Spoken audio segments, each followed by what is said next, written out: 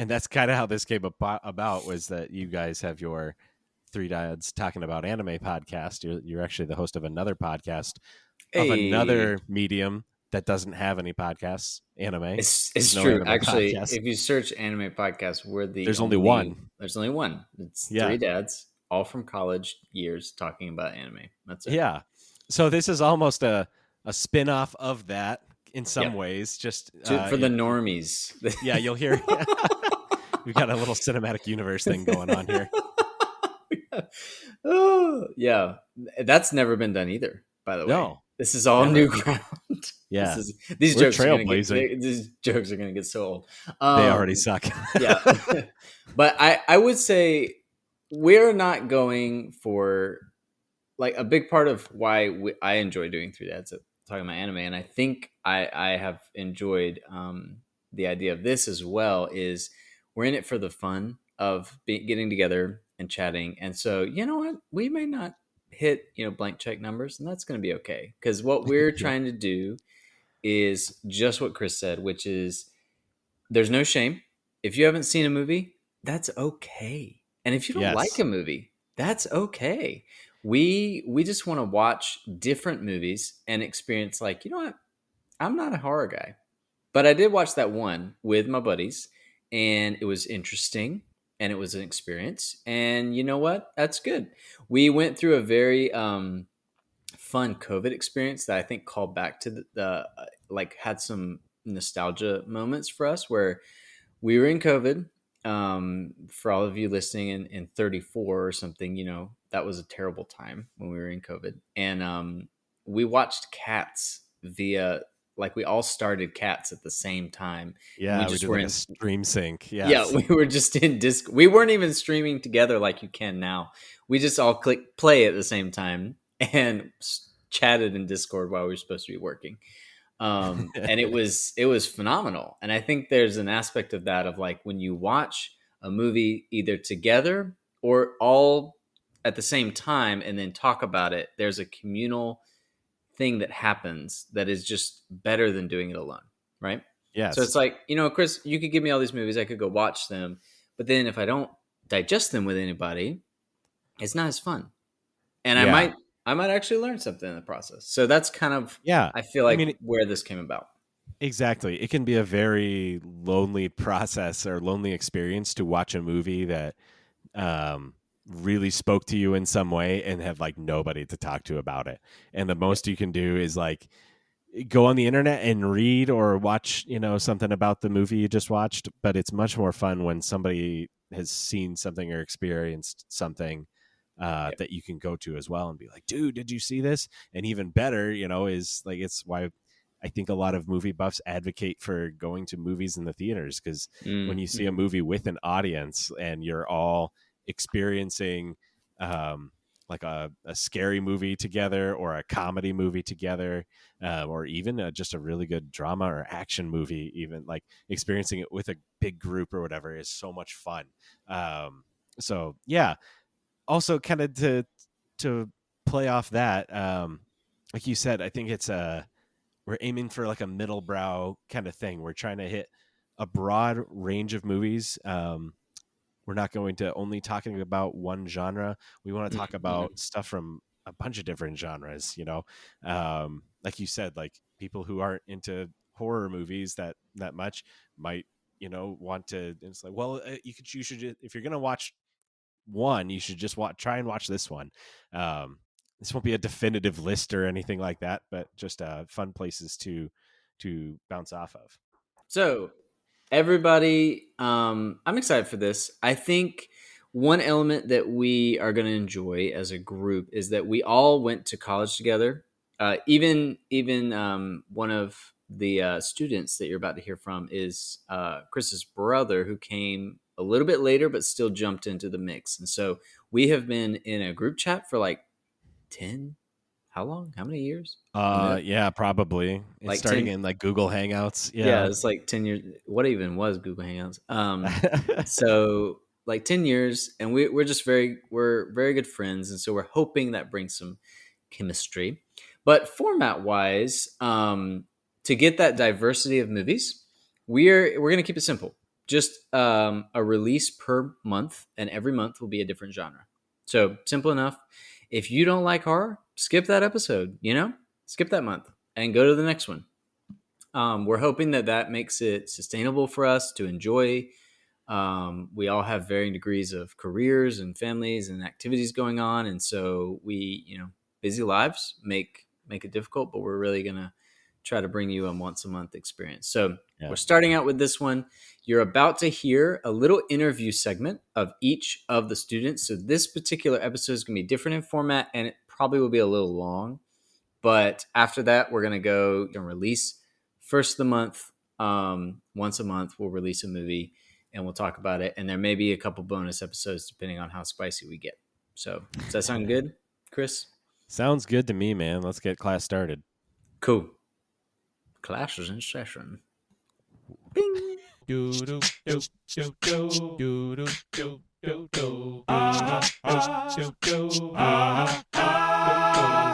All right, Chris. We have our first student up here, and I'm excited. This is one of our friends from college. It's going to be a regular addition to our little show that's going on. He's going to be in class often, I hope. Yeah. I won't even say your name. Who are you here, young man? Oh, hey, I'm Kolb. Hey, Kolb. I'm so excited to have Kolb on this thing. Yeah, me too.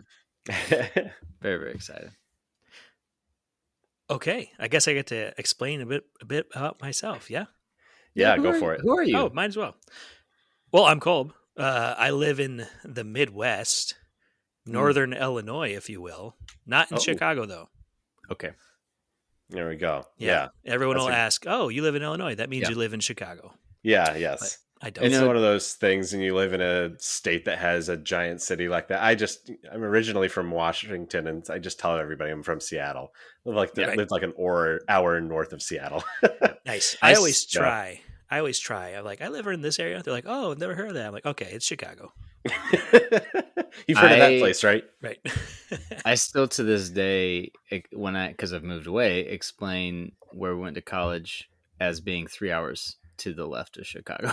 Yep. Yeah. That's always a solid. Always. They're like, "Where did you? What? Just it's near Chicago. It's like 3 hours away." I'm like, a good orientator. Cool. Well, yeah, Kolb, we have some questions that we're asking all of our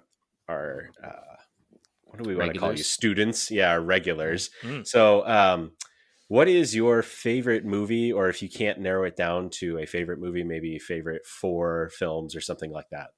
Okay. This is going to be cheating. I'm going to give you 5, I guess, because I love it. The first one is a trilogy. I've always and will always love Lord of the Rings the most out of everything. For many reasons. Mostly the connection it brings me to my dad, but also I think they're fantastic films. But if I was sweet. Oh, thanks. I am the sentimental one of our college group. That's not true. I was the quiet one that didn't say much. So my brother came, and then that's true. Then he beat me. He beat me on that one. But other than that, I'm a huge fan of Edgar Wright, and I think his best movie is nice. I love Hot Fuzz the most. Yes, that's a valid answer, man. Hot Fuzz, and I know this is a director that not too many people like. He's got bad mouth recently. Edward Zwick, I like his movies too, and The Last Samurai has always been one of my favorites. Okay, yeah. So Lord of the Rings, Hot Fuzz, Last Samurai. I love that. Nice. That's a good variety. I was gonna make a joke about how I've never seen Lord of the Rings, but it's not even that funny. It's just dumb. It's not that funny. Well, I would be like, oh, okay, that's cool. It's not for everybody. That's what I would say. Oh man, Chris, yeah, what's up? Kolb has already revealed that he knows more than I do about film because he's naming directors, and I'm like, oh, this is cool. Well, they're two of my favorite movies, so I have to at least know the director. Dude, I can't name the directors of my favorite movies. Maybe one. I can.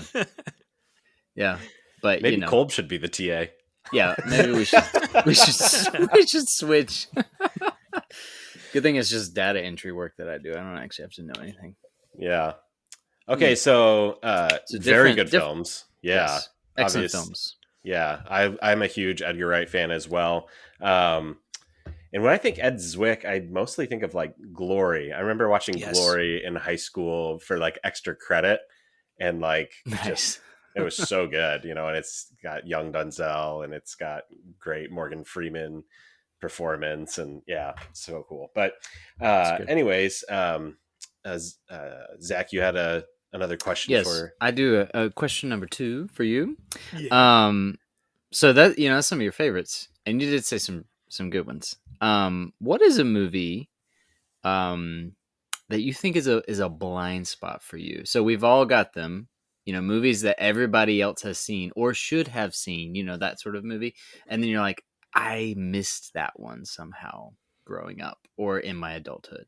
Everybody else has seen it. I know it's supposed to be popular or classic, but I did not see it. So what is that for you? This is a great question, and I really had to think about it. And putting aside all like the classics, like from the 60s or the 40s, I feel like, sometimes you can't find those. So I was like, let's put those away. But with my nerd culture background, I'm surprised I have never seen the Terminator series. Ooh. Oh, like even the first one. The first one or the second one? I have seen one. It was like the Generations one. Genesis, that's it. Yeah. The one with Christian Bale. Yeah. Oh no, that one's Salvation. Yeah. Terminator Salvation is the one with Christian Bale. Oh, that might be it then. Yeah. Yes. I saw that one in theaters, and I don't know why I did. Yeah. It's bad.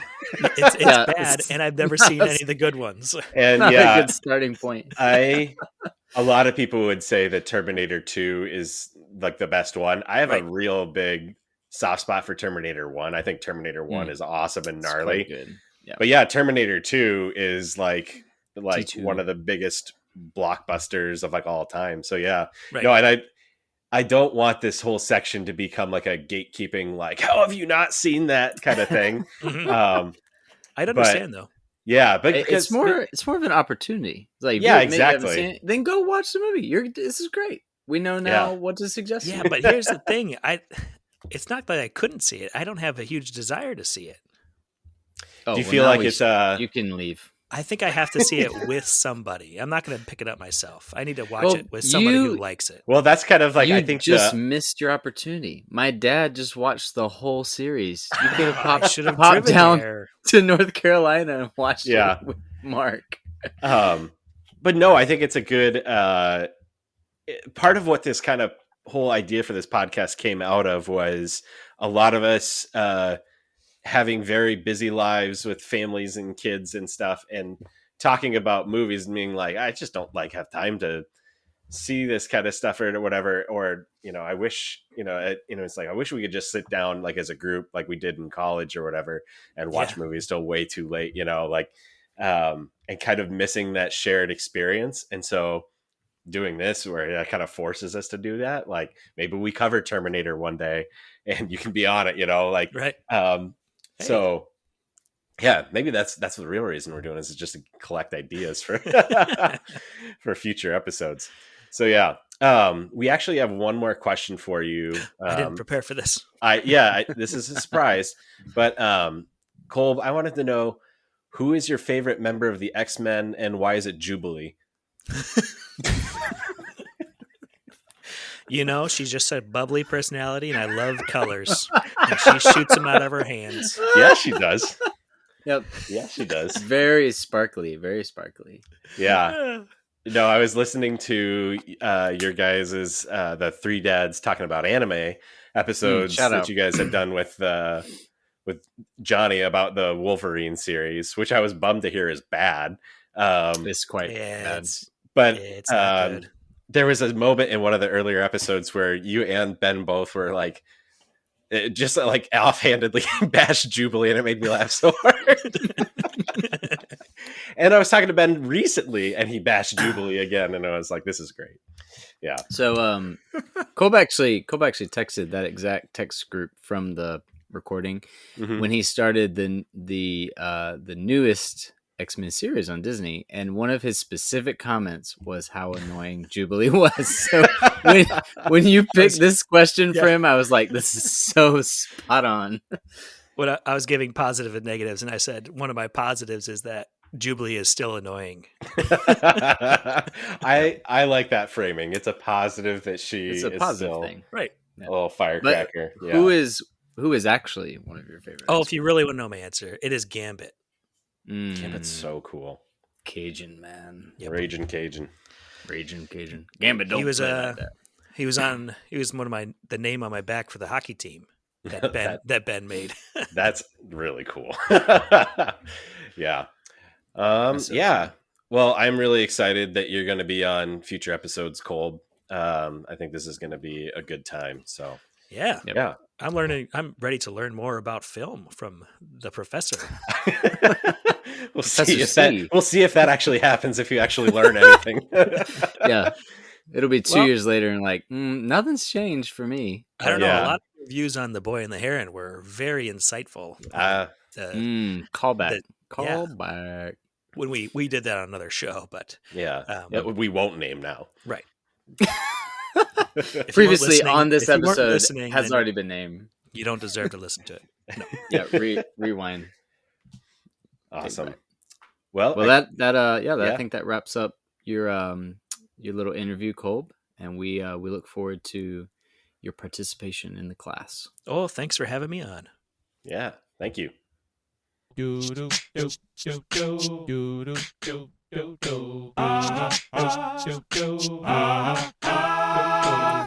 All right, Chris. Well, we have another student, I guess, joining us. So we just got done with listening to Kolb, which is super fun. But yeah, who's this handsome young man that stepped into the classroom? Hey, Teach. I guess Chris, you have to keep up that voice the whole time. Hey, Teach. Hey, Mr. Roundhill, can I have the bathroom pass? No, all right, that's all we're gonna do. The worst part is there's no difference between my real voice and then that one. Small child's. Yeah. Oh, so this is Mr. Luke, if I can call you Luke. You may. What's your deal? Why are you joining this show? Well, you see, since I was a young boy, I guess if we're playing by the bit, I still am a young boy. I'm a scared little man, and I need someone to teach me to not be afraid. I see. You see, I can't watch scary movies. I can't do it. Hey, wait. So a scary movie being any what's movie what's a threshold? This was not a planned like, question, but what's your threshold for scary? Up? Is that like when he floats away? You're like, ah!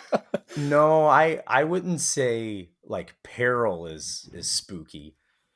I'd have to go with this is tough because I don't think like are there thrillers you won't or watch? Like jump scare? Yeah, like I would say if it is intentionally, the people who created this movie said we're trying to scare Luke.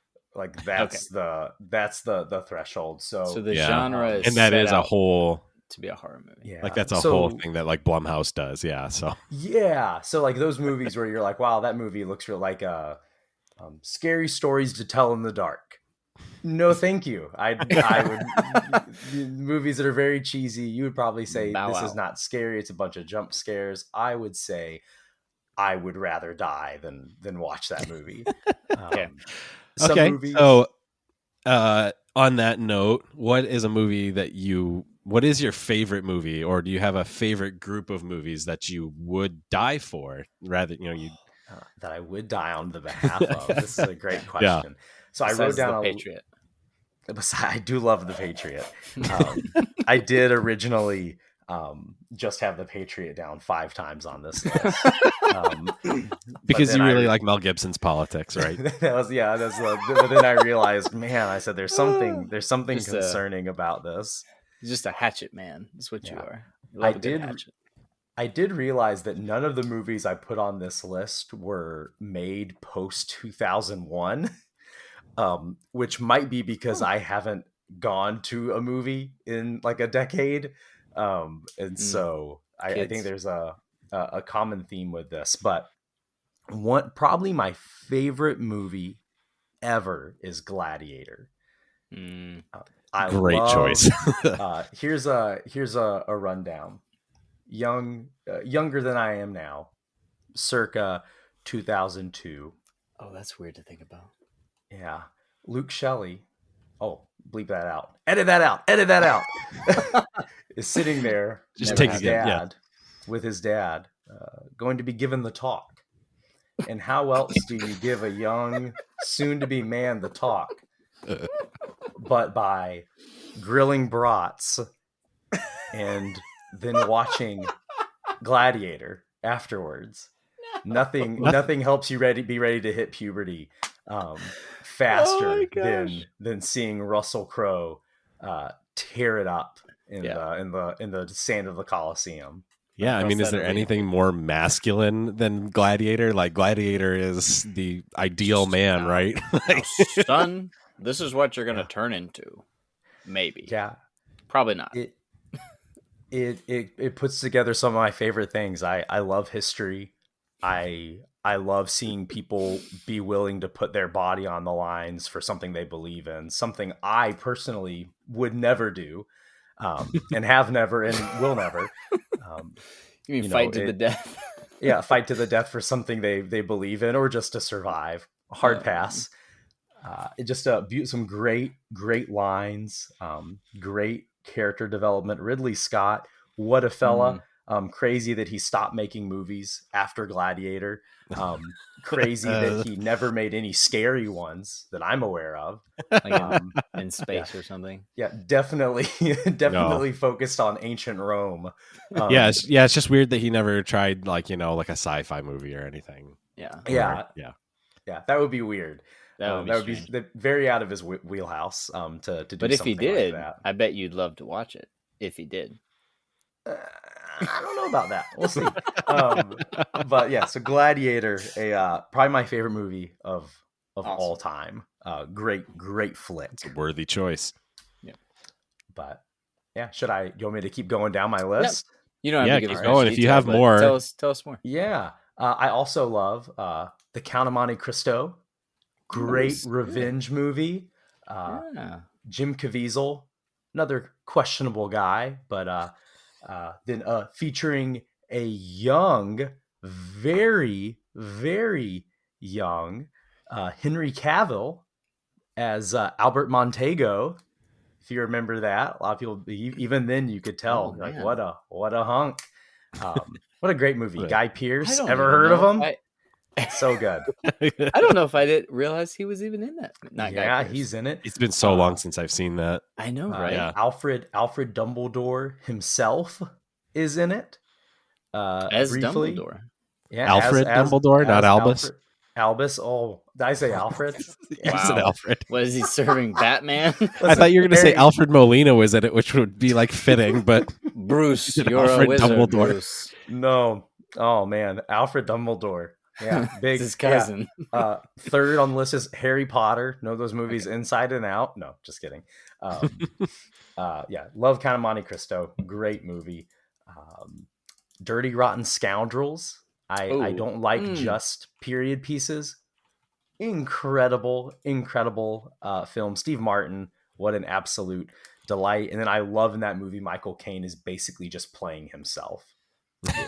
I feel like he came in there like, Michael, like, do your thing, but pretend that you have nothing preventing you, like no inhibitions, and just go wild. Great movie. Me and my sister. It's one of the weird Frank Oz directed films too. Like he obviously got to start with like he was Yoda and he was like in the Jim Henson Company, right? And then he goes on this run where he makes like comedies and stuff. Like, yeah, crazy. It's a classic. To this day, my sister and I regularly ask each other if we'll hold their trident at meals. So great movie. Then another one. This is my. Oh, of course you picked this movie. Someone always picks it. The Prestige. Once again, keeping up with the film, theme of movies that I saw pre 2010. Great movie. I actually personally think it's Nolan's best movie. I think it's very grounded in the individual characters. It has those wacky, weird cameos that kind of take you out. Like when David Bowie shows up, it's a little bit of one of those, oh, you're losing me. And then he reels you back in. It's just excellent, great film. Really, really enjoy it. And this is where I'll get briefly pretentious. I almost put Twin Peaks down here just to be snarky. That was what you had. That's what I was gonna do. But Mulholland Drive. Mulholland Drive. Okay. Mulholland Drive. Excellent movie. Twin Peaks is about as Lynch's stuff is about as scary as I'll get, and that's much more dread.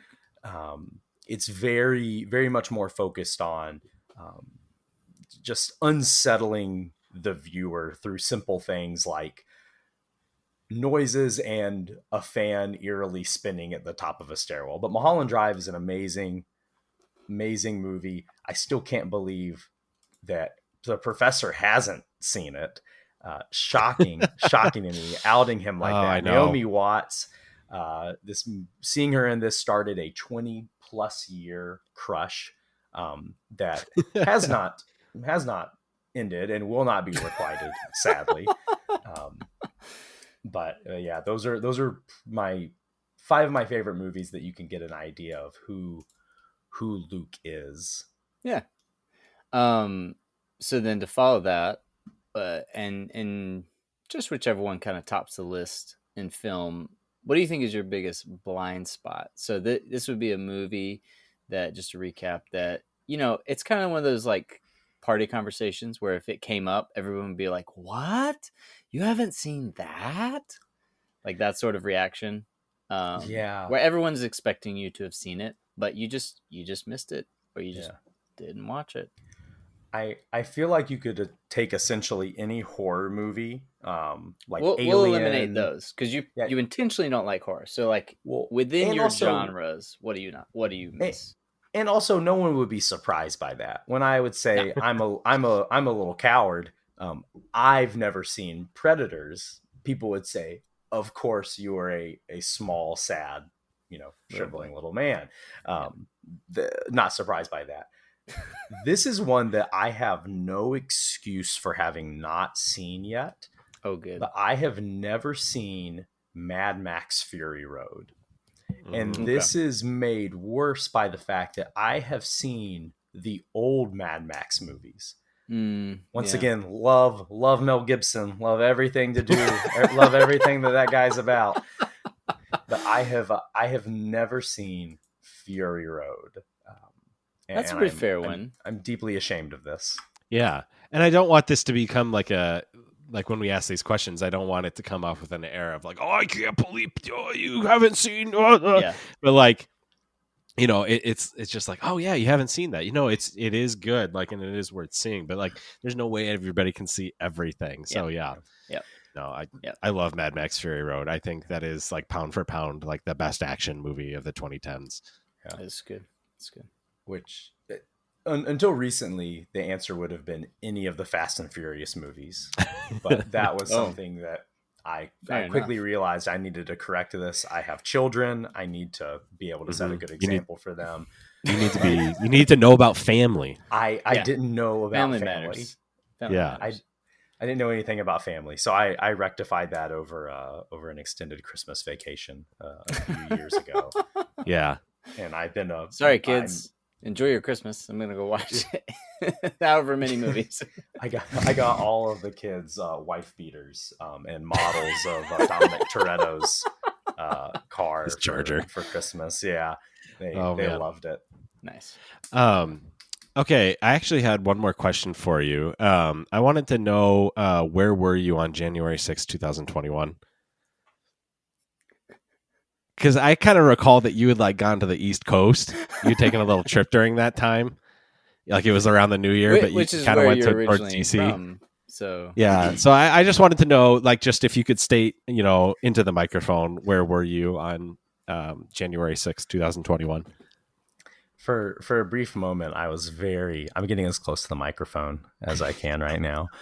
For a brief moment, I was very worried because I was like, oh no, is there something that I have claimed to love that I forgot about the date of? Was this my anniversary? Well, was this is a it? child's Is it? birthday? Is it? I mean, to some people, it's an anniversary.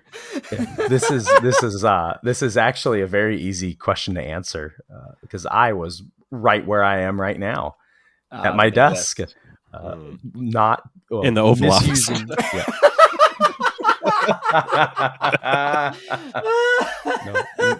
No, I was going to say I was misusing company property even then, as I am now, for of a former employer's.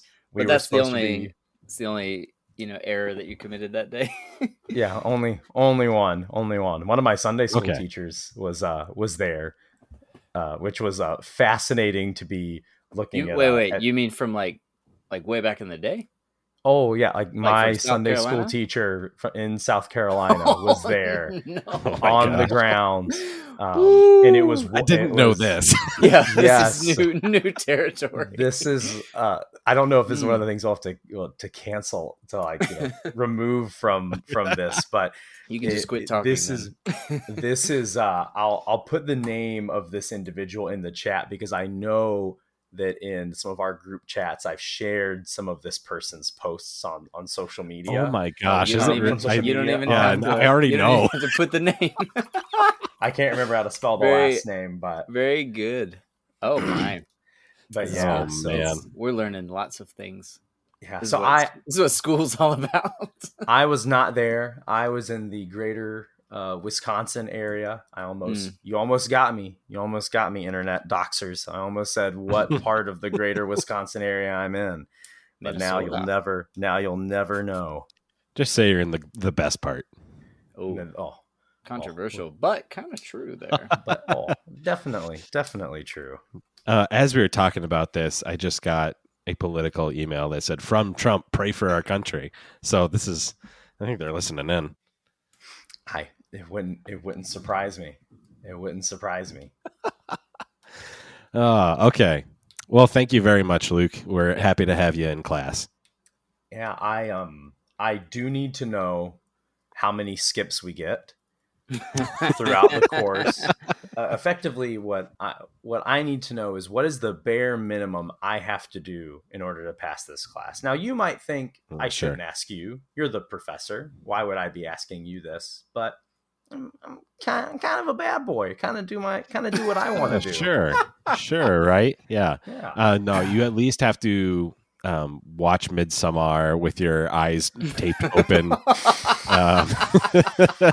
Clockwork Orange style. All during the daytime. It is during the day. So yeah, it's not that scary. If it happens at daytime, it can't be that bad. There's a great Ringer article, great website, The Ringer. There's a great Ringer article from maybe 6 years ago about this individual who wrote like a multi-page blog post effectively about the Hereditary Wikipedia plot synopsis and about how they refuse to believe that the actual movie was a more wild experience than reading the plot synopsis was.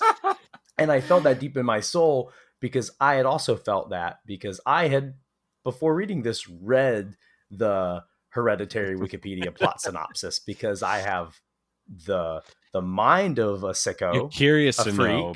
Right. Yeah, but I don't have the constitution for it. The constitution. That is a funny thing because you'd think that people like books better than movies sometimes because they have a certain way that they imagine something to be in their heads or whatever.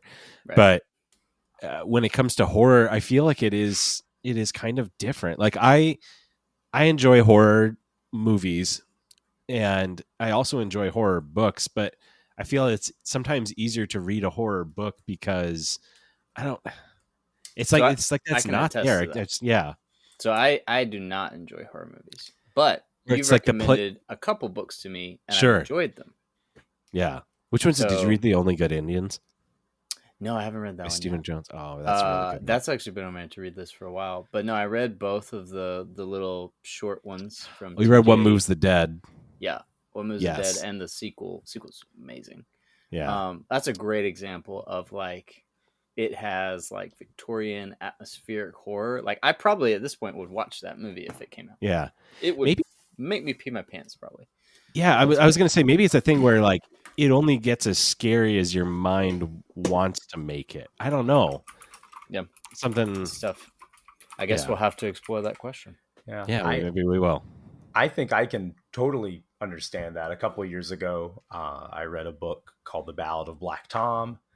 Great Lovecraftian horror, but told through the lens of essentially racial oppression of minorities in the U.S. Really cool book, very spooky, lots of Lovecraftian stuff. But if you told me, Luke, for this film class, you have to watch In the Mouth of Madness, I would say no, thank you. May God have mercy on your soul. That's when you use your skip. I'm gonna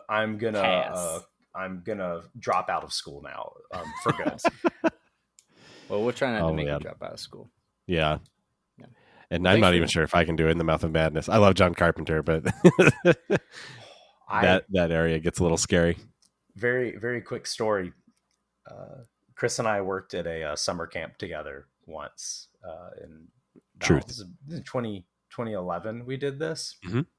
But we would have the staff. We would have a staff movie night. I don't know if you were there for when I picked a movie. When I picked a movie, I picked The Jerk, classic old Steve Martin movie. One that I had only ever seen on a recording that we had of it on TV. So, this is a Christian camp, and there is some not PG-13 material in that movie, which we were watching on a projector in this like old abandoned like cabin. So anyway, that kind of broke open the seal of, we can watch movies. And Chris, next time we watched one up there, said, "Let's watch The Thing." Yeah, I didn't want to be that guy. And another guy on staff, good old Coop, effectively bullied me into watching it. And I did not sleep a wink that night. Oh man. What a spooky movie. Theme in your life. A lot of just being bullied into doing stuff. Because so little history. I know you from many millennia ago, and I know all your cousins, and there's a lot of interesting home movies that I've seen you be bullied into making. Listen, we could open a can of worms talking about that, but we won't. I never got paid for my performance in Death by the Docks. Patrick, you got robbed. A Patrick joint, if you will. Yeah, so I'll take that up. Well, he is a lawyer, so he probably wheedled you out of that. But it's true. Well, Chris, any parting words for our No. As I said, I'm super excited to have Luke on, as I am with Kolb and our other students, but I'm super excited to go down this journey, and we can knock out some movies that are on people's watch lists and things, or just kind of knock out kind of some film history, as it were. We'll cover the whole gamut, but it's like you were saying, like, I don't think I have any movies from post 2000 or 2010 or whatever. And part of it, my desire to do this is because I think there's like a lot of people our age who just don't watch anything that's older than like, I don't know, 1985, unless it was done by Steven Spielberg, and even then, there's Spielbergs that people don't have. So yeah, super excited to go through this with y'all. Sweet. Yeah. Well, thanks, Luke. Go ahead. I was going to say one movie that I want to throw out there, and this is just a general to raise awareness for anyone. I thought about putting this in my favorite movies, but then I realized I was like, I don't know if other people know about this movie. So there's this guy, you might have heard of him, Peter Jackson. Ring a bell. He directed a movie years and years ago called Meet the Feebles. I don't know if you've ever heard of this. I don't think I know this. Watch the trailer for it if you will. But it is. Do you remember a couple years ago someone made a Muppets movie for adults and everyone said, "Wow, what a weird yeah. idea." Well, my friends, Peter Jackson had this idea back in 1989. He's beating them to the punch. Yeah, the New Zealand title for it was Frogs of War. But this movie is raunchy and filthy, and yeah, I just pulled it up on Letterboxd, and holy cow! Like, there's just like the tagline is "Hell hath no fury like a hippo with a machine gun." Like, and so this is the man that Lionsgate said yes, or not Lionsgate, Lionsgate said yes, we will allow you to make the most expensive New Line. New Line, yeah, them too. Yeah. They all had a hand in it. This is why I'm in this class. I don't know. Right. I don't know my Lionsgate from That's a super nerdy detail. That's just so that we don't get comments. Yeah, that's right. Yeah, don't. Yeah, if you do want to write in. That, like, you're absolutely right. Peter Jackson's like previous work, like pre-Lord of the Rings, it's like brain dead and like stuff like that. Is the Frighteners back before that too? Yeah, the Frighteners is like. Yep. So yeah, he makes this like weird low budget horror genre stuff, and then they're like, yeah, you can make 3 movies in a row in New Zealand with a huge budget and create effects that have never been made before. Yeah. I like to imagine those executives saw Meet the Feebles, and it was like they're like, "This is want that guy." They said, "This is my exact thing. This is what my I'm exact style. This is my exact style. Like this is what I'm into." I would always watch Kermit the Frog, and I'd be like, I just wish this guy did a lot of cocaine. That would be cool. Well, all right. Maybe we've taken up enough of your time. Yeah. So we can sign off here. Yep. Thank you, Luke. See you in class. See you in the classroom.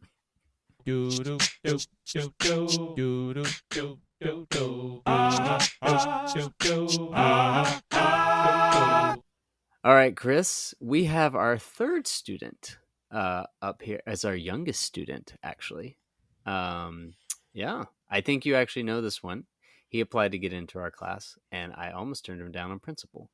But who are you? I actually asked you to turn him down. You did, but I, like a good TA, decided to ignore you and go with my gut. So who are you, good sir?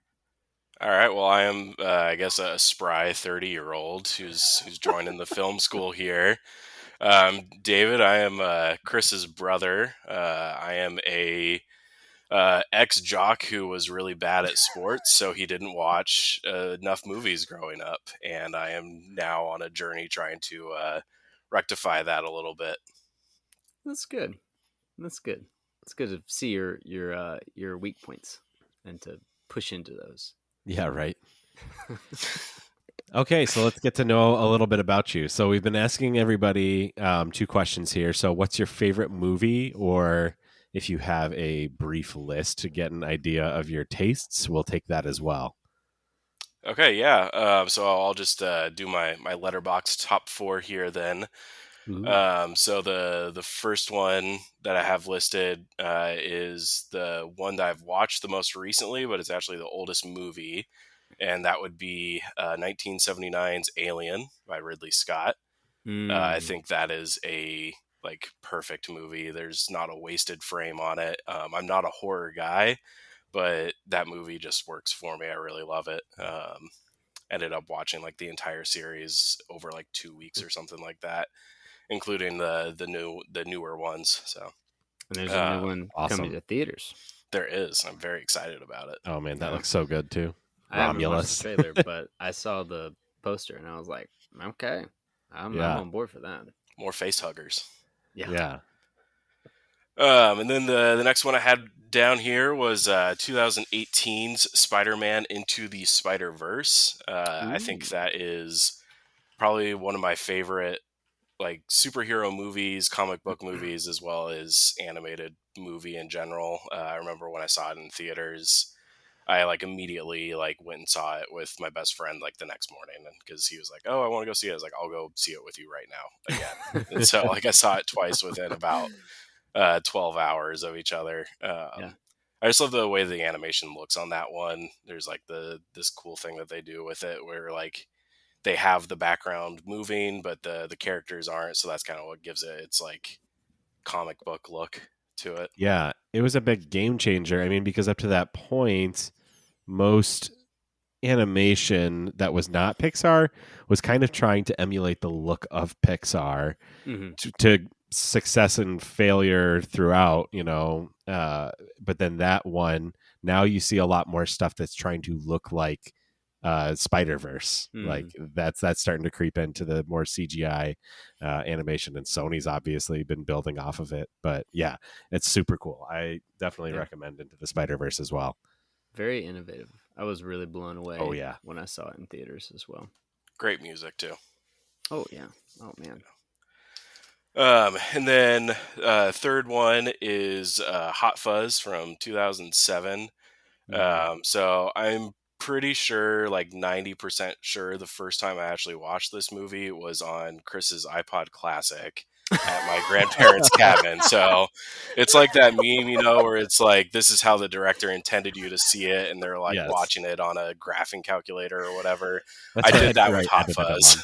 Yeah. So I legitimately forgot. I had a Classic, and I forgot that they even played movies until you just said that. What? I watched a lot of The Office on an iPod. That is such a small screen. Click wheel and all.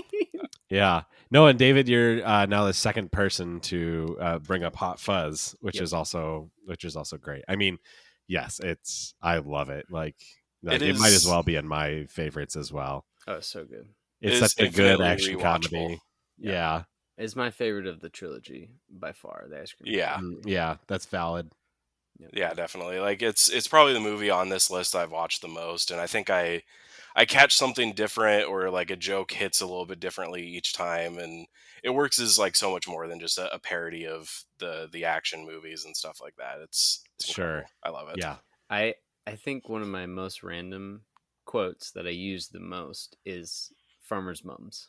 Like I just pull that out for no reason all the time for people, and almost nobody understands. Almost nobody. It's like Farmer's Mums. Oh yeah, a great big bushy beard is one that lives in my head rent free, as the kids say. Great big bushy beard. Great big bushy beard. It's good. It's good stuff. Yeah. And then the last one would be Knives Out from 2019 by Rian Johnson. I am a big whodunit fan. I think there should be like one like giant ensemble whodunit like every 2 years, like at least. Like I love these movies. I love the Kenneth Branagh, Hercule Poirot movies as well, even though those aren't nearly as good as Knives Out and Glass Onion have been. But I'm a Rian Johnson apologist. I love The Last Jedi, and I think Knives Out is one of my favorite movies that I've seen. Yeah. So Rian Johnson is not a guy that I feel like we should have to apologize for. No. He's such a good director. Such a dumb thing to apologize for. Those are cool choices, man. Other people should apologize for not liking him. Yeah, for not liking it. Yeah, go watch Brick or Looper. So I have one random question with the ensemble whodunits. Did you watch the more modern Murder on the Orient Express? I did, yeah. I think that received kind of a failing grade for most people, I believe. Did you enjoy it? I did enjoy it, but I think that's because I just get so easily swept up in mystery stuff. Yeah. Like I love, you're another person who's read the Dresden Files. I love when those are like getting more like into the mystery side of things. I love trying to feel like a genius and solving it beforehand, even though I know like they're laying out the pieces for me. And I think that's what Knives Out does really well is it changes the who and the it multiple times throughout the story. Yeah, it does. That was good. I was just curious. I also enjoyed, I would say, purely from like a popcorn perspective, the Murder on Orient Express. I understand why people that have critical like opinions about it would not enjoy it as much, but it was a good flick. It was fun. It's a good time. The Hercule Poirot movies are a good time. I mean, if anything, just so you can hear that accent and see the mustache. Touché. Well, On the other side of the coin, we all have movies that we have not seen that not to cause shame here. We're not trying to cause shame, but there's always that movie that, like, at a party, people might be surprised that you haven't seen just because it's more typical that someone's seen it, like a blind spot. So what would you say, again, unashamedly, is your biggest blind spot that you're like, oh, one day I should probably watch this? Yeah. So I kind of have like two different like small categories for that. I think my biggest like I'm personally ashamed that I haven't seen it, and it's because I'm such a big Batman fan, or at least I say I am. I've never actually watched the Michael Keaton Batman movies, but like the '90s cartoon is like one of my all-time favorite shows, and I love the Arkham games. I've read a ton of the comics, but just for whatever reason, not got around to seeing the Keaton Batman movies. Mm-hmm, mm-hmm. Yeah, it's funny, and I have a feeling like some of these will be common because we both grew up in the same house, but that was not one that I was ever in our house, and so I kind of over the pandemic, like my wife and I were talking, and she was talking about how they watched Batman Returns, and Batman and Robin, and Batman Forever. Like they watched those all the time when they were kids.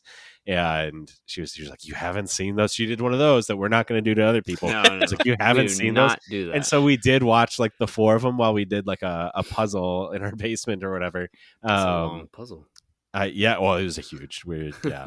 Or it was colorblind. Yeah. Like 2 of us. Oh yeah, and I'm of no help. A little bit longer. Yeah, we will shame you because we will shame you for your puzzle skills. Yeah, I'm colorblind and I'm watching the movie the whole time. She's like, stop watching the movie, and I'm like, randomly putting. But Danny DeVito as the Penguin is so much fun.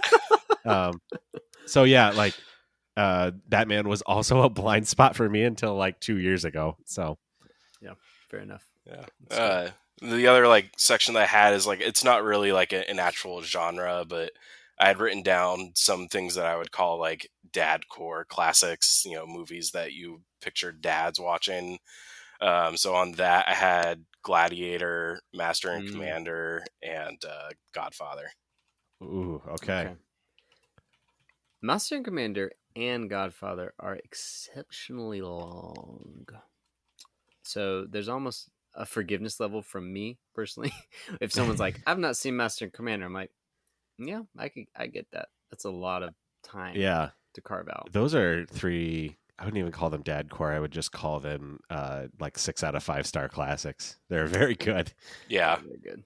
I really want to, I know I need to like take care of Gladiator because I keep seeing like all the stuff about Gladiator too. And I'm like, oh, that sounds interesting.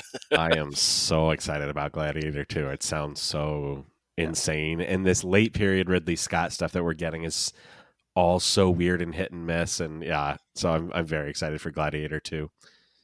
Yeah. Okay.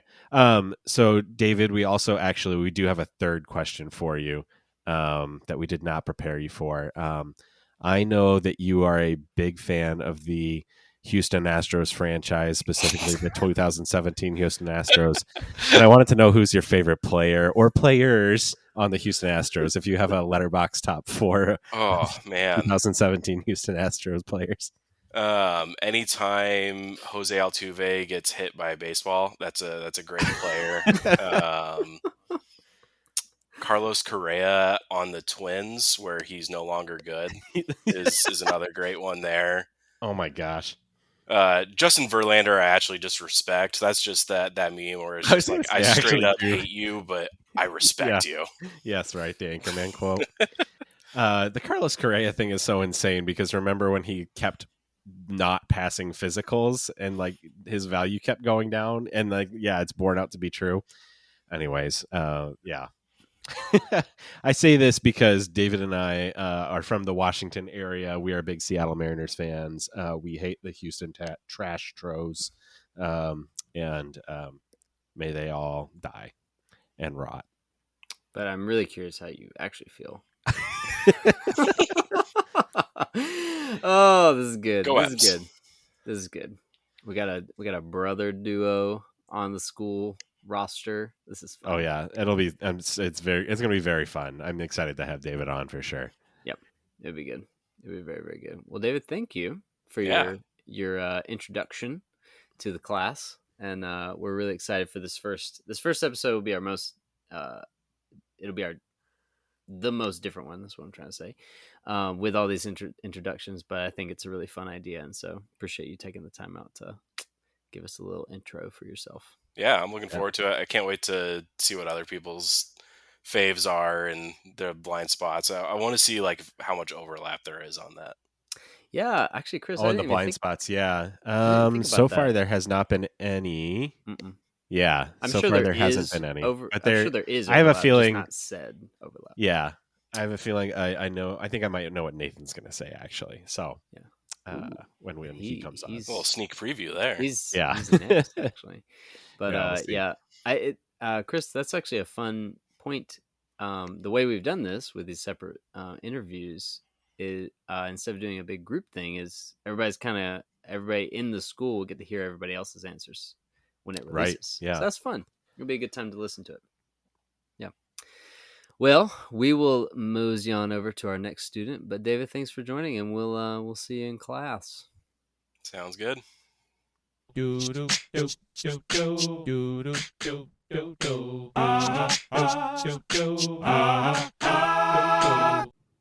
Okay, we have another guest here, Chris.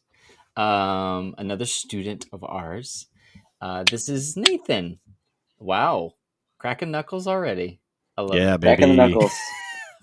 Getting ready. Well, Ready to he learn. needs no other introduction besides those knuckle crackings. But yes, Nathan is another college friend of ours from the olden days, and he's joining us for the podcast, which is very, very fun. And we just have a couple questions for you, my friend. Yeah. Anything? So Nathan, right. You jump in. Bring it on. Chris. Yeah. What is your favorite movie or top kind of 4 or 5 movies that you'd want to shout out here? Okay. I'm going to start with like the movie, and I'm going to count this one as like a series that goes back like as long as I can remember. And it's probably in it, lots of people's lists, but Star Wars. So like nice. Yeah. specifically Baby. the original trilogy I had on like the 3 VHS box set. I don't know if you had that like that black and gold one where you squish it together and it farted. Yes, make dude. like a fart noise. I know exactly what you're talking about. That's how I watched them. Was my grandparents' VHSs. A little bit. I wore those out. Like, I remember like road trips down to see family in Florida, and we would have like my dad got this like cigarette lighter converter power box thing, and we had like a TV VCR. It was probably like a 13-inch TV VCR combo that sat in the middle of the front seats, and I sat in the back and watched like Star Wars on repeat. So that owns. I've always been a Star Wars fan. I love them all in different ways, but those hold a special place. I think that maybe. Go ahead. Oh, I was just gonna say, I think the first Star Wars I ever saw was actually like clips from the very beginning of Return of the Jedi on VHS at my cousin's house, and I was like, "What's that?" She's like, it's Star Wars. You need to watch this. It's the best ever. Yeah. I'm gonna throw out a wild card maybe. That's always also been a favorite of mine is Unbreakable by M. Night Shyamalan. That's such a cool pick. Shyamalan. I've always loved that movie too, and like the I just remember even like as a younger person, like seeing some of the like symbolism and some of the cinematography and shots. I think specifically, I don't know if you've seen it, like in the very opening shot. I don't know if we're like heavy spoilers here, right? Oh, so, definitely. Spoil the show. So if you haven't seen Unbreakable yet, and want to, don't listen. But essentially, the idea is there's this guy that kind of slowly finds out. Bruce Willis finds out that he's unbreakable. He's kind of like a superhero. But it's kind of like this process of him realizing like he's never been sick, he's never gotten injured. But it starts out he's involved in this big train wreck, and so there's like a field hospital set up, and he's the only survivor, only one uninjured, and he's getting interviewed. And the whole time, like in the background of the shot, there's like somebody getting not operated on, but they're like, reviving, working on them, and you just see like the blood on their like clothing just slowly like get larger and larger as the other doctors like trying to figure out.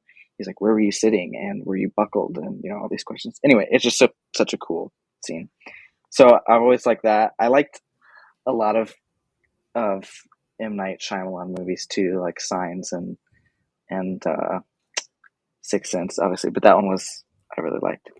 And then I'm gonna throw out maybe one more, a little more recent that also, there's so many that also sticks out.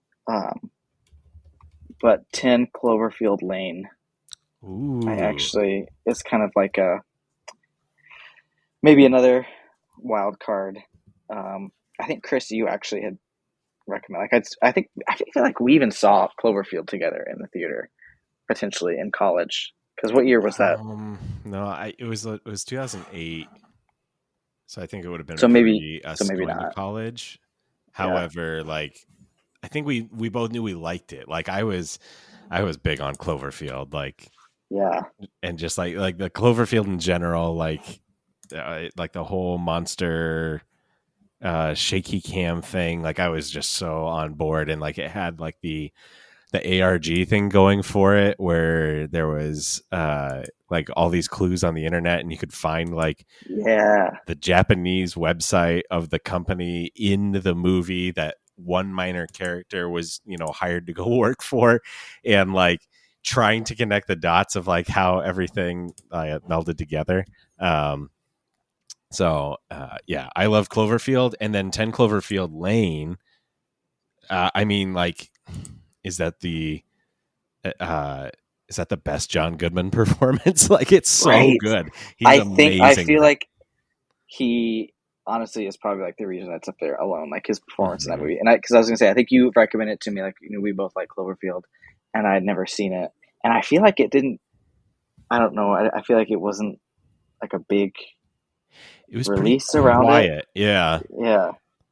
And so I finally watched it and I was like, I don't know. Yeah. John Goodman's performance specifically. And I went into it not knowing much about it at all. And it was just like, it blew me away. So, there's so many more I have on my list here. I'll just throw out without any comment, but another more recent one, Parasite. Rules. It's probably in my top. It rules. Good. Best picture winner for a reason. Yes. And photos in that. Maybe another class. No Country for Old Men. It's another one I've got up there. Love it. With Javier Bardem. What's the most you've ever lost on a coin toss? Oof. Right? Isn't that the line? Yeah. Anyway. So good. Yeah. Does that cover it? Yeah. And I think we lost Zach again. I think we did lose Zach. There he is again. Oh, did I bounce out? Yeah, for just a second. I'm very frustrated by that. So we'll have to find that. Yeah, we'll clap in.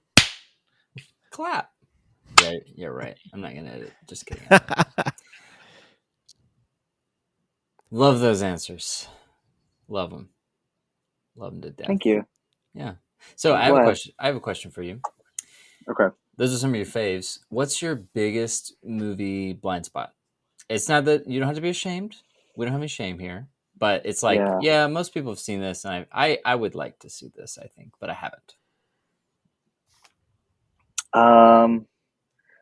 I think if I'm gonna go like genre, it might be, and I'm not sure what to call this, but like gangster or like heist type movies. Uh-huh. Yeah. Old school. So actually, ironically, one of them, which I'm on the episode for, will be is Heat. I think it's on our list of movies for school. So that would be one. And then I think in the conversation with that, a couple of there's like The Departed. I don't know if that would be in that realm. Yeah, gangster. Yep. I haven't seen that. Chris, The like Godfather. Reservoir Dogs, maybe. Reservoir Dogs is definitely a heist movie. Yep. Haven't seen that. The Godfather. Haven't seen any of those.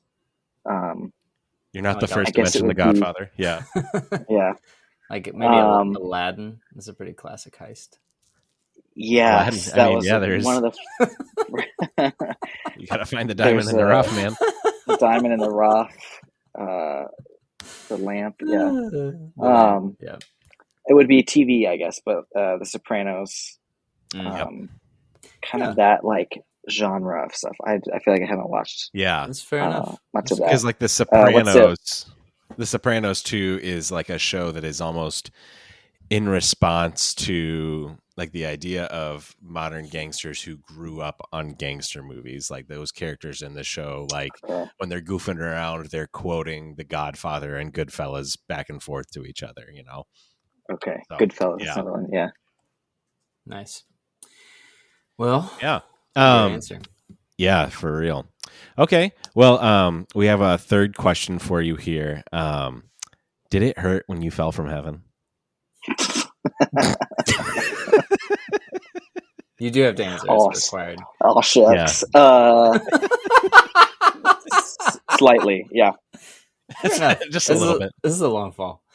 Oh, that's fantastic. Well, Nathan, we are very excited to get your takes, your hot takes, your cold takes, all the takes, and for us to do some episodes together. So thanks for your participation, your interview. Now everybody has a little bit more knowledge of you and where you're coming from, and we'll see you on an episode.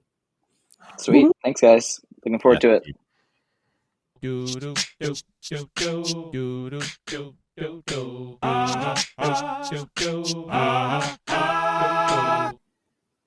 All right, Chris, we've heard from all of our regular students. That was so fun. Yeah, dude. I'm so excited about all of those guys. They're all nerdy and kind of dumb, but it's okay. No, it's good. I loved their question. I love their answers to the questions, and good job coming up with the questions. By the way, really love that. We're gonna have our own little fun moment here, though. So I'll just be the asker, and then you can be the asker. Now, everybody, if you've listened, if you skipped just to us, hey, I'm flattered that you only want to hear me and Chris talk. You don't want the other students. Save the best for last, baby. Yep. So we're just going to ask the same questions. So I'll ask Chris what his favorite movie is, if he has a big blind spot, and then a little bonus question. Ooh. Yeah, because he wrote that in, so he knows that the gimmick is coming. But yeah. So Chris, favorite movie or like a top 4 if you're going to go letterbox style. I feel like we ended up doing like 5, so I've got 5. Yeah. And like Cole cheated because he picked like Lord of the Rings. I think so 3. Hey, it's all right. It's all right. Yeah. No judgments. Okay. The Social Network. David Fincher. It's my favorite movie. It basically invented a new kind of biopic. It has an incredibly tight script from Aaron Sorkin, a bunch of really good performances, a soundtrack that I still listen to when I'm trying to get work done. I will put on that Trent Reznor and Atticus Ross soundtrack. I've been doing that since college. Like, speaking of college, this is a movie I remember seeing in the theaters when I was in college and following that Oscars race really close when it ended up losing to The King's Speech. To bring it full circle, The King's Speech being directed by Tom Hooper, that would later go on to direct Cats. Which I did. I watched The King's Speech in theaters. Yeah, I think I did too. I'm pretty sure I saw that in theater. Like I said, I was very in on that. It was like good. It was good. Yeah, it was a good movie. So yeah, love The Social Network. It's like a comfort movie of mine. Like, just can throw it on. Because it's so nice and light, right? Like, it's just a popcorn flick. Yeah, I mean, the kind of the thing I love about it is that it's so watchable. Like, it's just such an easy watch. It is entertaining, not in like the jokey way, but just like pure, like it catches you. It's good. Yes, yeah, it's just so good. Okay, and then to get into something that is darker and more challenging, Children of Men. From Alfonso Cuarón, 2006. I remember it was like one of the first R-rated movies I saw in a theater. And like, I remember I went with a friend of mine who was way into movies, and his dad like would take him to like R-rated movies. And so I got him to take me to, and we saw Children of Men, and I was just blown away. Floored. It has a ton of like oneers, like one shot takes in the film that last like minutes. And it's not like it's just like a stationary thing, or it's just something taking place in a one room. It's like action sequences and set pieces where like a handheld cam is like following following these characters like through these like war zones and riots and just insanity, and this this weird post-apocalyptic, not post-apocalyptic even, it is like a world that is starting to really be on the downturn because at a certain point women were not able to conceive babies.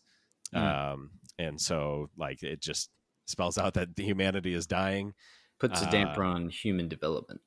Yeah. And so you have this crazy sci-fi world that's a little bit near future, and then to spoil kind of maybe the middle of the movie, or the kind of like the hook, the inciting incident of the film, is that this character is basically being asked to smuggle a person who he thinks is just like an immigrant, you know, into Britain where it's set, but it turns out that it is a girl who is pregnant, and there has not been pregnant people for like 18 years or something like that to that point. And so it actually has like this, it's almost like an allegorical story. Like it's almost like a nativity story in this crazy, dark and bleak film. There's this there's this nugget of light that you're like holding on to. It's a really, really cool movie. And Alfonso Cuarón is a king. So then to go even darker than that, my next film would be Hot Rod from 2007. Been drinking green tea on Akiva, Dang! Akiva Schaffer directed it. He's part of The Lonely Island with Andy Samberg and Norma Taccone. Like, it's like the litmus test for me for like, are we going to be on the same wavelength comedy wise? Like, movie? We're showing it to so many people, and it was either they got it or they were like, wow, that was really stupid. And I was like, no, right? Like, it's so good. I had to put a comedy in here. I love comedy. And it's just, it fits, it hits my funny bone like a tuning fork. Like, it's just, it resonates with me. It's, you're so stupid, and it's got this mockery of like macho masculinity in it that it's just, oh, it's so funny.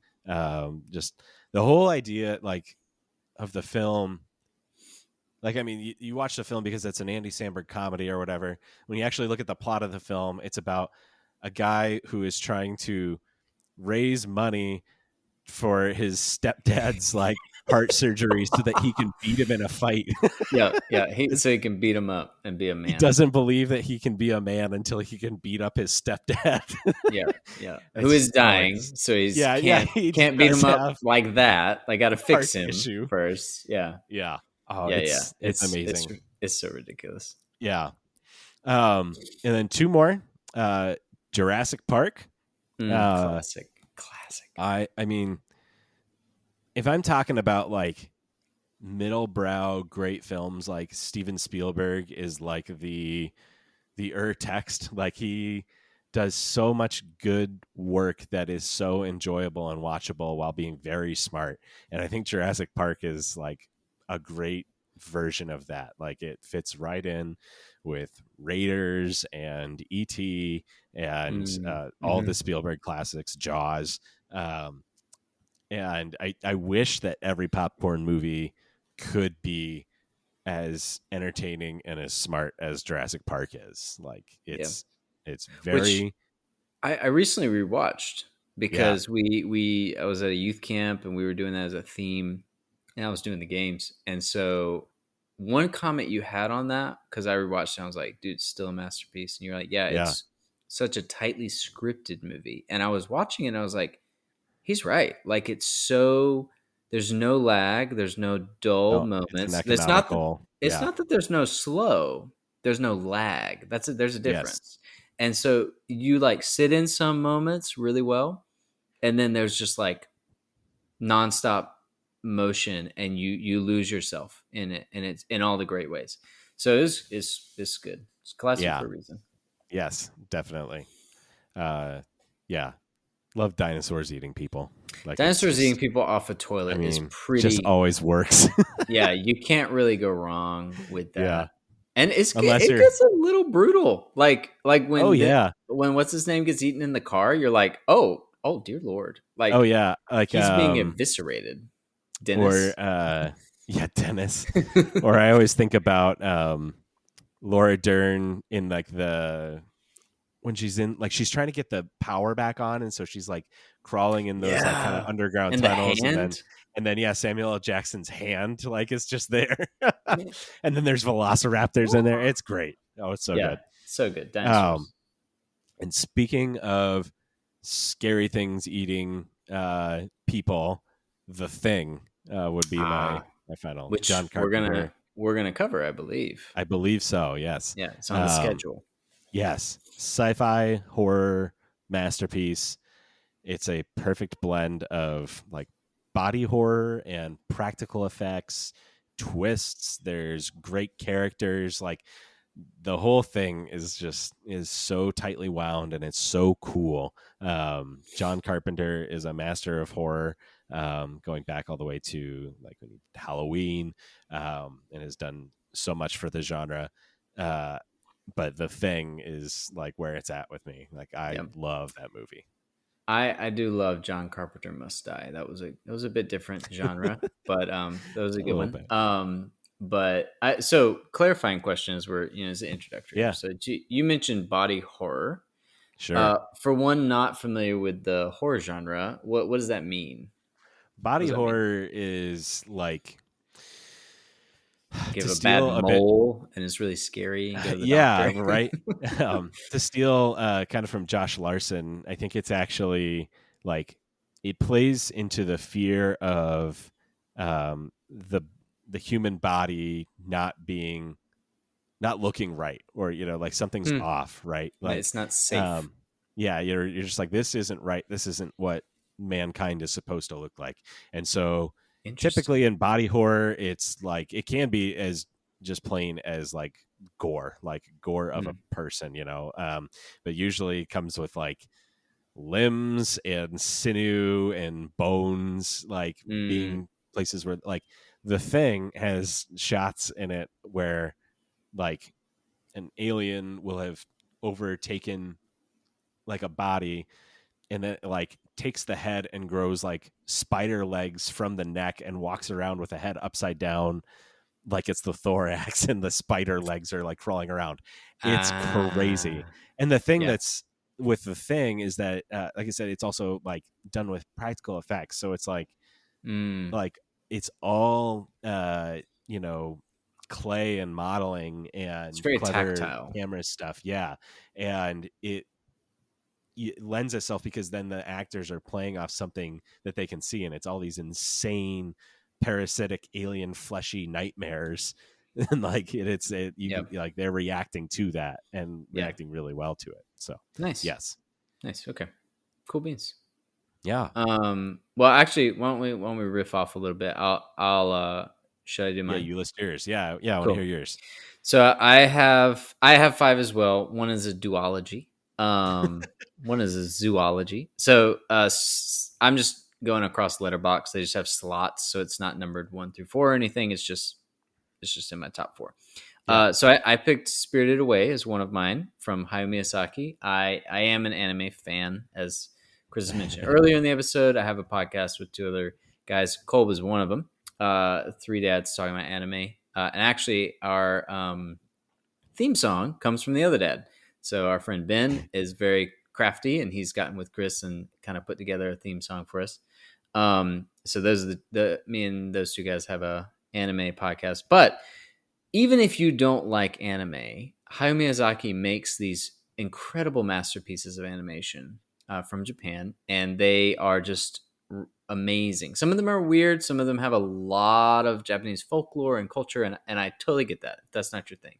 But like Spirited Away, more recently, we covered it on our podcast, brought Chris on for it for The Boy and the Heron when that came out in theaters. And those sorts of like young person going on a journey to discover something about themselves, stories, they resonate on many levels and many art forms, and he does them pretty darn well a lot of the time.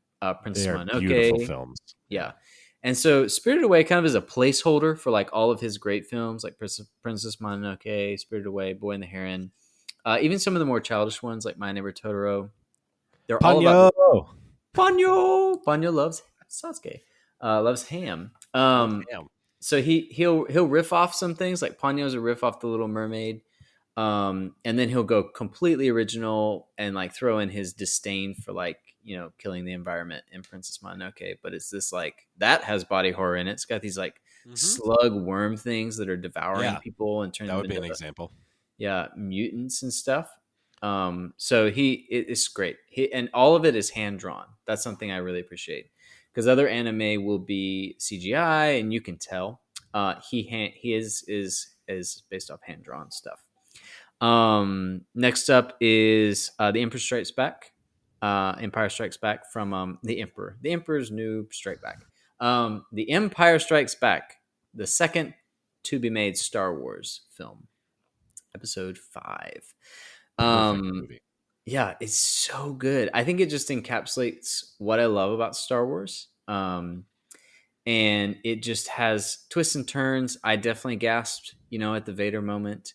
It's a movie that really takes like the sophomore movie and says, yeah, we're going to go a little darker. The first one gave you a lot of hope. We're just going to yank it away from you. And you hope that the third one redeems it, but we don't know. We don't know, because it ended rough. It ends rough. Yeah. So like the hero gets beat up. The villain is winning. What are we going to do? And it's just while cool. Still telling like a complete story. And I think it's very telling that when every director who is doing like the second in a 3-part series of movies, they usually will say, I want this to be my empire. Denis Villeneuve says that about Dune Part 2. He's like, I want this to be my empire. They all refer to it because it is such a perfect model of the middle act of a 3-part story like that. Yep. So speaking of Dune Part 2, my duology is Dune, the most recent Dune Part 1 and Part 2. And I struggle a little bit. You don't want to be the letterbox person that just throws up the immediate new movies like, oh, that was my new favorite. It's like recency bias. Yeah. Yeah, you just watched it like 2 days ago, man. Like so now Alien, the new Alien movie is your favorite. Romulus is your favorite now. Speaking of body horror. Ooh. Yeah, there you go. But yeah, I've sat with this. I liked the book and was very curious how this modern take was going to go. I've discovered something, Chris. I've been thinking about this a lot, and I've been saving it for here. I'm a huge fantasy sci-fi nerd, right? Love, especially with David, actually. I read a lot of sci-fi. Me and him will riff off each other and toss series to each other book-wise. I love reading fantasy, and I like watching it. I love watching sci-fi, and I like reading it. Like, I've noticed that difference. I really like how sci-fi plays on the screen. I think it does so well. Like, I haven't finished Battlestar Galactica, which is a sin, but it's amazing. The Expanse is one of my favorite I love the sci-fi anything. Yeah. But Star Wars, Dune, I've not watched much of the older like Star Trek stuff, but like it's just they do fun things like on the screen, and I think it gets less to mess up somehow. Like in fantasy, there's all these things where people will be like, that wasn't how I envisioned it, but something about the cleanness of space plays really well on screen. Alien is one of my favorite like series, even though the series itself is not the most phenomenal. But like the movie Alien is super good. Didn't make the cut. It'd be an honorable mention though. And then the last one is also a recent watch of mine. Then the last couple months is A Hidden Life. So Terrence Malick. Okay. So, A Hidden Life is a World War II, censored in Austria when Hitler is taking over, and it's about a guy who has faith convictions that basically won't allow him to serve in the Nazi regime, and it's about his struggle. And the story itself is very good, but also the cinematography is the word, right? That is a word. It is phenomenal. One of the ways I've described it to people is there are whole scenes where a conversation happens with no words because it's just shots of people and their facial expressions will change. They shift away from each other. They draw closer. And you can tell there's a conversation that is almost happening in between the cuts of like this husband and wife having this conversation about their family and should he still stand up for what he believes. And I was floored by how well he just has his people positioned to have these conversations. And there's tons of other verbal conversations that are very compelling. Like he's not afraid to like be choppy with it. Like you don't get a complete convo. It's just like a sentence here and then you've skipped like 5 minutes into the conversation to another section, and you can just tell the heat that's going into this debate, like with this priest to this guy, like, you just capitulate, man, like you're not being a hero. And he's like, how can you say that to me? Like, you're supposed to be guiding me as spiritually. And it's just, but it's not so direct. It's like this indirect, like, how long have they been arguing? It could be an hour and a half, I don't know. So it's just really compelling movie, really compelling, about why do you believe what you believe? Like, is it worth believing whatever it is that you believe? Is it worth believing in? So it was great. A phenomenal movie. I would highly recommend. It is a longer one, so you want to sit with it. Most Maybe Maliks are, be in the right zone for it, so to speak. But yeah, that's my 4/5. Awesome. Cool. Yeah, so Chris, next question. Do you have a blind spot that you care to share about? Like, you're this is your movie that you're like, I just haven't seen it. I want to, but I haven't. Yeah. It's funny because like I feel like in answering this, I'm going to feel like my credentials are shrinking. Like, yes. It's okay. You're relatable. A bunch of movies. Yes, exactly. You're relatable. That's what I am not an actual film professor. I have not seen everything under the sun. I have a lot of holes in my watch list, and I'll list some of them now, including 3 famous directors that I have either seen only 1 or 2 of, or I just not have seen their body of work. Alfred Hitchcock. I am a horror guy, but like no Psycho, Vertigo, Rear Window, North by Northwest, The Birds. I haven't seen any of those. Akira Kurosawa, who is a Japanese director, like Seven Samurai, which like if you're talking about like Star Wars owes a lot to Seven Samurai, Rashomon, like some of these big movies that like are going to show up in every 100 AFI films or 1001 movies you got to see before you die kind of list. David Lynch. David Lynch's stuff should be so up my alley. Like the stuff that I have seen from him, I'm like, this is so cool. But I've never seen Mulholland Drive, never seen Blue Velvet, Eraserhead. I've only seen like the first season and a half of Twin Peaks. Man, Luke is very disappointed in you. Oh yeah, he is. That's what I'm hearing. He definitely is. I hope he's at least happy I've seen at least the first season of Twin Peaks. He's seen one thing. Yeah. And then just a bunch of others. Like I just like went through like the popular lists and like kind of like the top ranked lists on Letterboxd and IMDb, and was like, oh yep, there's another one.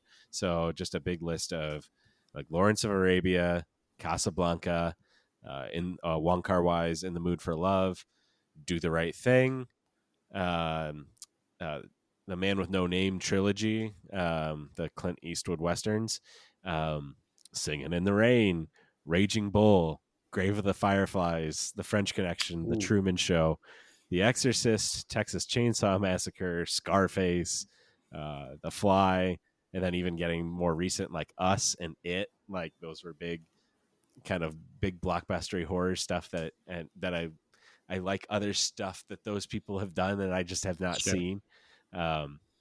So yes, I do have a lot of blind spots. I'd love to get them corrected. And I'm trying. Every time my wife's, she sits down and she's like, "Are there any movies like, you want to see?" I was like, I got a letterboxed watch list that's like 400 long. Yeah. If we want to start chipping away at that. Are you asking me, or is it a movie that you think you would like to see? Do you really want to watch In the Mood for Love right now? Yeah.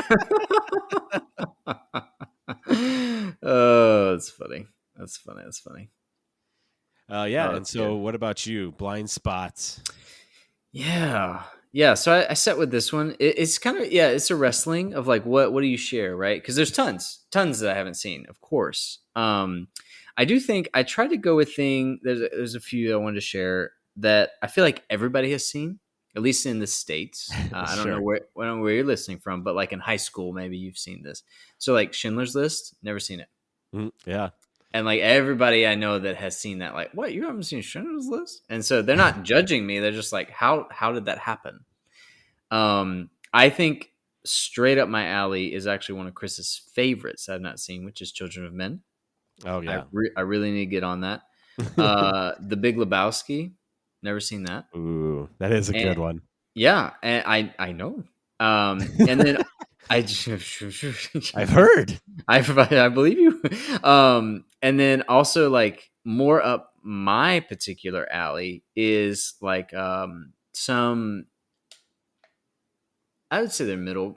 They're anime movies that like they're more film and they're not as anime tropey. So like Perfect Blue, Millennium Actress, like those are some movies that are like they're on lists. Like you said, they're on anime lists. Like you haven't seen that? Blue.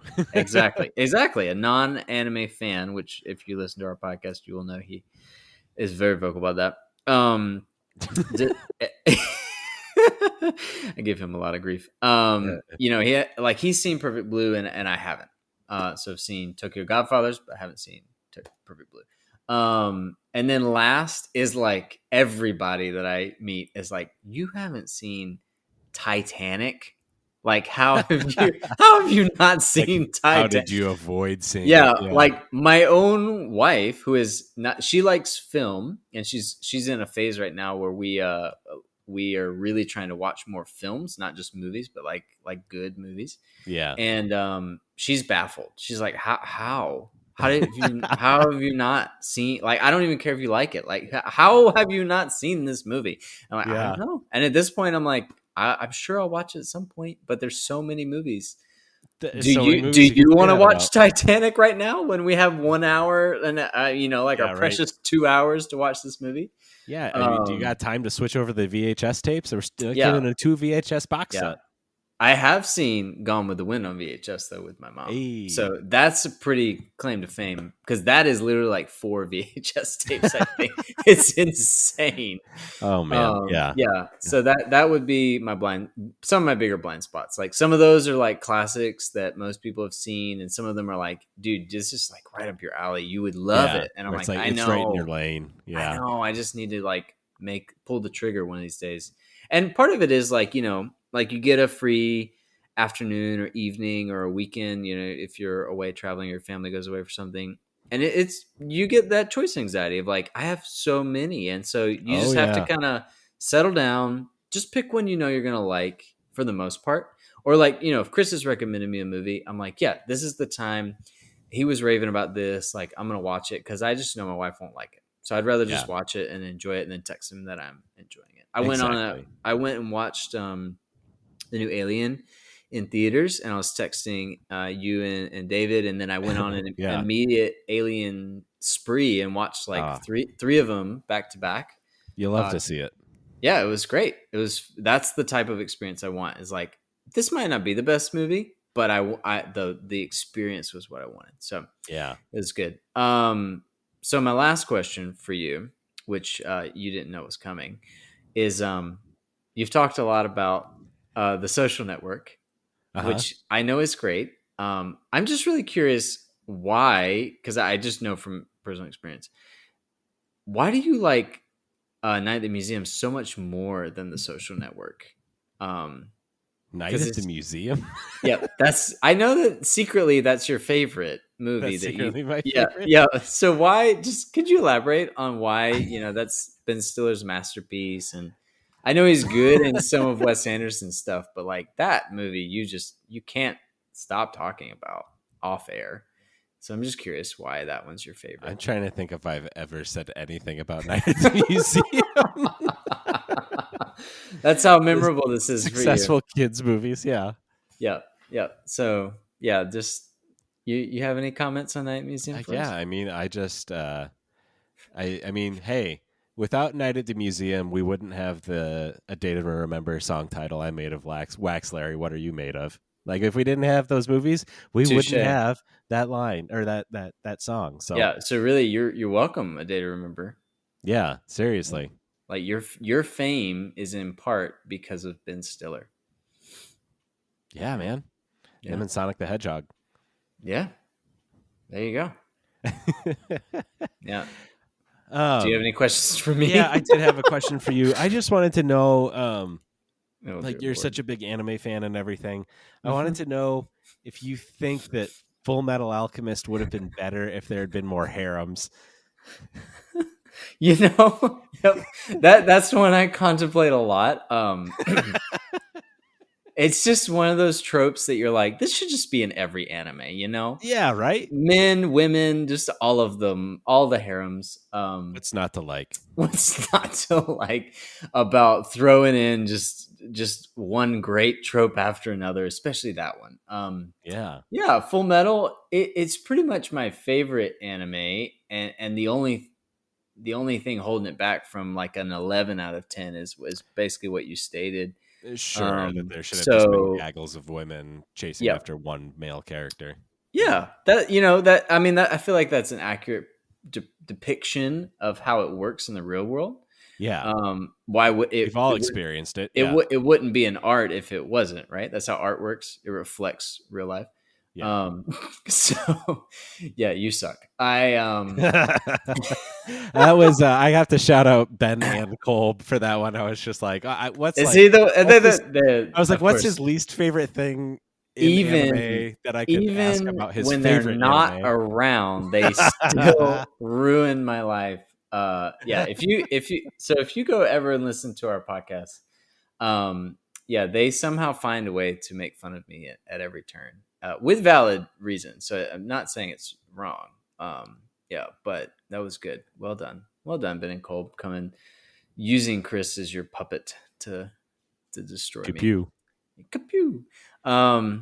Anywho, fun and games aside, I'm excited, man. This is gonna be fun. I'm really excited about this podcast, and I think like just to kind of state like what we're doing here again, like I'm just very excited to finally get to watch some of these movies that I've been recommending to my friends for years, and we actually are kind of forced to watch them and talk about them. It's a blast, like just having this big group call, and it just happens to be recorded and uploaded on the internet for the rest of history.